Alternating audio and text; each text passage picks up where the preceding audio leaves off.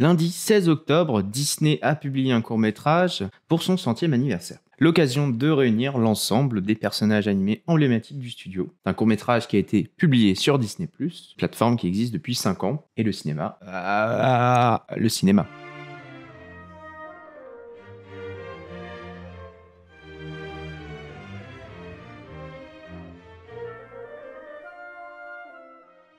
C'est peut-être un faux problème pour vous, mais l'absence de ce court-métrage dans les salles obscures marque pour moi un réel déni du studio sur ce qui caractérise une part importante de Walt Disney, le cinéma. 1937, lumière éteinte.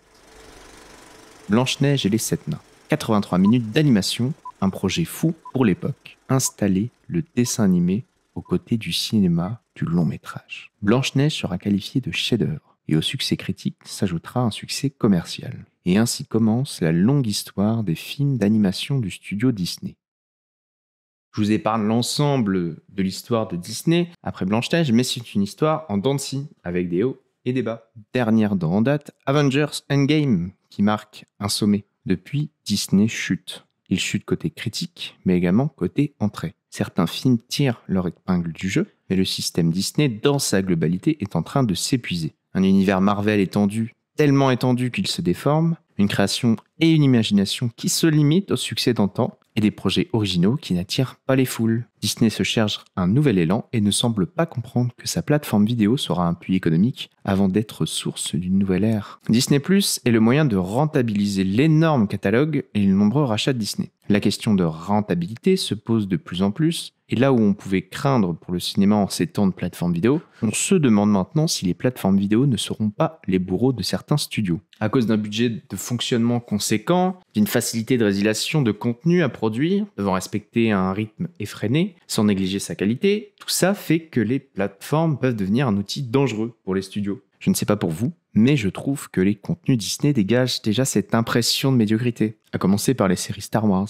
La première série Star Wars n'était attendue comme le Messie. Face à cela, la dernière série en date, Ahsoka, n'était qu'une goutte de plus dans le rouage Disney. Un produit fade et sans conséquence sur l'univers Star Wars. Les chiffres de visionnage traduisent cette lassitude avec moins de spectateurs que les précédentes séries Star Wars. Ahsoka se classe au plus bas. Telle une cassette VOD de l'époque Disney VOD, les contenus Disney+ sont imprégnés d'une inconséquence et deviennent petit à petit des non-événements. Depuis 2010 et l'arrivée des contenus en ligne légaux, on constate un réel engouement autour des plateformes de VOD. Mais comme tous les engouements, il y a une redescente. Et face à cette redescente, il restera ce qui doit rester, la qualité, je l'espère, et l'événementiel. L'événementiel pour moi, c'est une salle remplie d'attentes autour d'un projet dont on ne connaît pas encore tous les aspects. C'est la découverte, c'est l'aventure. L'événementiel, ce sont les journaux, des critiques, des émissions TV, tout un environnement qui évoque et qui fait la promotion d'un film. C'est une affiche et à terme, c'est un format physique, une VHS, un DVD, un Blu-ray et je ne sais pas quoi à l'avenir. L'événementiel, enfin, c'est l'existence et la célébration d'un projet